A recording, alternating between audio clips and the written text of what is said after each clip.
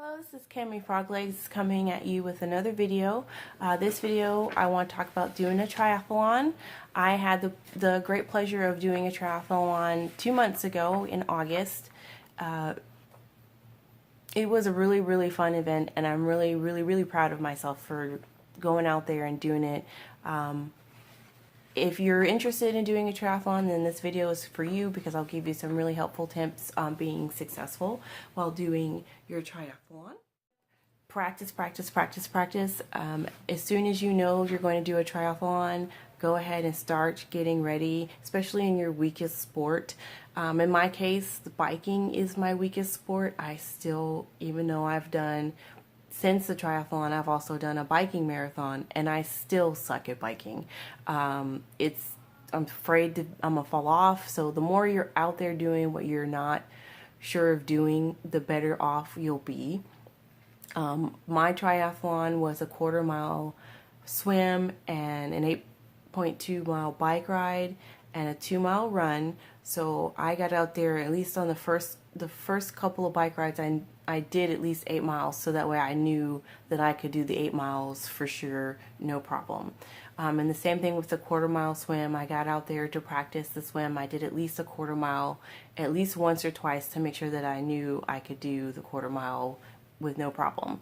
And the same thing with the running. I would run on the treadmill at least 2 miles to make sure that I knew I could do the 2 miles without having any issues. And I suggest that you do that at least once. Try and do the whole sprint triathlon before you do the event, so that way you know where your fatigue lies, you know what things you need to work on, where your progress is.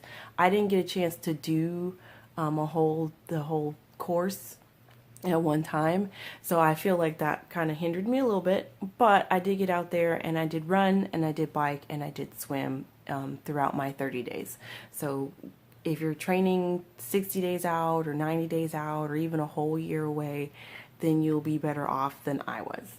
I am going to do the same one again next year, and hopefully between my boot camp and my Navy A school training and the little bit of time I'll have once I get back, I'll be well prepared this time. Practice your hills, because almost every course has hills, whether it's in the swimming or the biking or the running. You're going to have some hills, and you need to be able to accommodate your speed for that.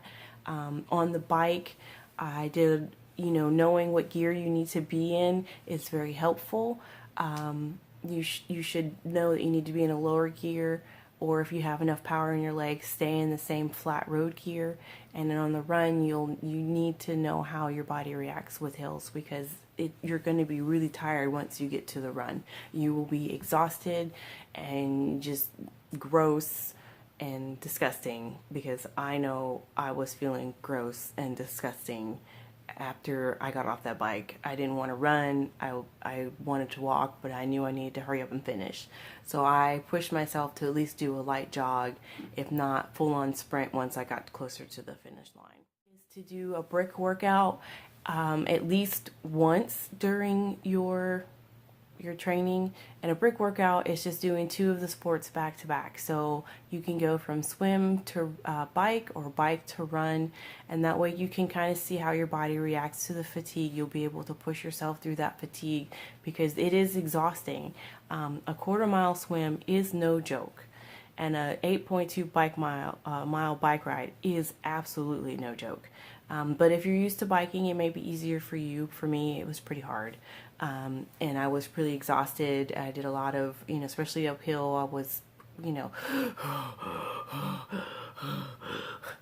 but I didn't get off the bike, and I didn't stop. So I thought that was really good. You set a reasonable goal. If this is your first triathlon, I wouldn't set out to be number 1. My goal was just to cross the finish line, and I did. I crossed it, and I have some really great photos. I have some really good improvement points that I'm going to follow up on, and it's been very helpful in getting ready for boot camp, so that way I'm prepared for the physical aspect of the training. You'll need to make sure you practice your transitioning. It's really not that big of part of the event, but it's still really important, so that way you kind of know where your stuff is, you know what order you're going to put it on, you know how much time you really don't need to spend. My first transitioning from the swim to the bike, I spent almost 5 minutes transitioning, and that was mostly from just walking from the jogging from the water to my bike. And that was just a setup. I'm not sure how other events set up their transition areas, but this one was a pretty long jaunt from the water to the bike area. And that was what spent most of my time, because actually putting my sneakers on and my helmet and everything didn't take that long. For these events, you have to have a helmet for your bike. If you don't, they won't let you participate. So practice your transition, have a little transition area set up in your living room to do, and you'll be fine. You don't really need a lot of stuff. You really just your sneakers, your socks if you want to use them. I had a shirt, so because I was swimming in just a sports bra and shorts. I didn't want to ride my bike that way, so I put on a t-shirt. I had sunglasses, and I had my helmet, of course. And then I just hopped on, put everything that I wasn't using in my little bag, put that on my back, and I rode out, and it was just fine. So then when I transitioned from the bike to the run, I just left all of my stuff that I wasn't using next to my bike, and I took off with my bottle of water, and I just hit the road. Other than that, it's really easy just to do the transition, and it was that transition was maybe 2 minutes, and that was just, again, from where they had us crossing over the little beeper thing to track our time. You don't really need any specific equipment. You don't need any special bikes. Like I said, my first triathlon was a mountain bike. It is a little slower because it's not meant to be on the road. But if you want to invest in, maybe a road bike or a fit bike, then you can, especially if you're going to do this more often. You're more than welcome to do so, but a mountain bike does just fine. It's just a little slower, and you'll have to work a little bit harder. But if you've been training, then you'll have the power to go forward.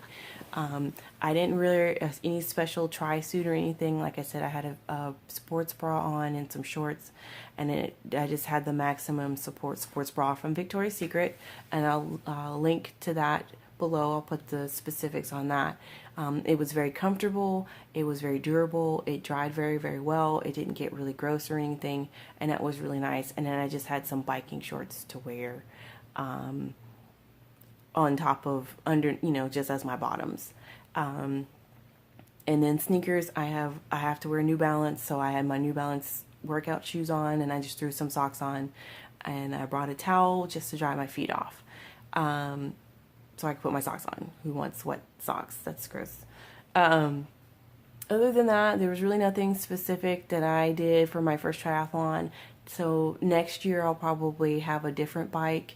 In fact, I'll know I have a different bike. I'll get something that's a fit bike or a road bike, and that will be good. And I'll still keep my same shoes, and I'll still keep everything else the same. I don't feel the need to invest in a tri-suit. It's not really worth it for me.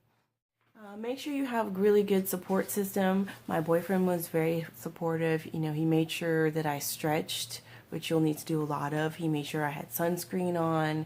If I was feeling really not wanting to go out, he kind of pushed me to get out there and do the extra workouts. It was very encouraging of him to do that. And then he was also my photo man.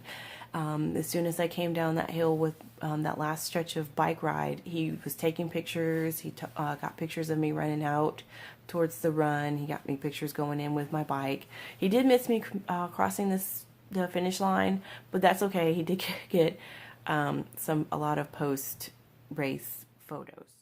That, I would say just make sure you're watching what you're eating. Don't change your diet the day before, or that's not going to go over well. Especially if you have a lot of GI problems like I do. I don't ever change my diet before the event.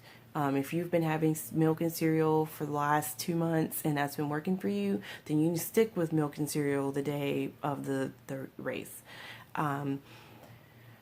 So that would be what I suggest. Carb load the night before, and then protein load in the morning, but kind of keep your diet the same. So if you're lactose intolerant and you haven't been having milk, the race day is not the day to have milk. You're not going to be a happy camper if you end up eating something that doesn't agree with your body. So those are all of my tips, and I hope you like my video. So you can like and subscribe, and I'll post more videos.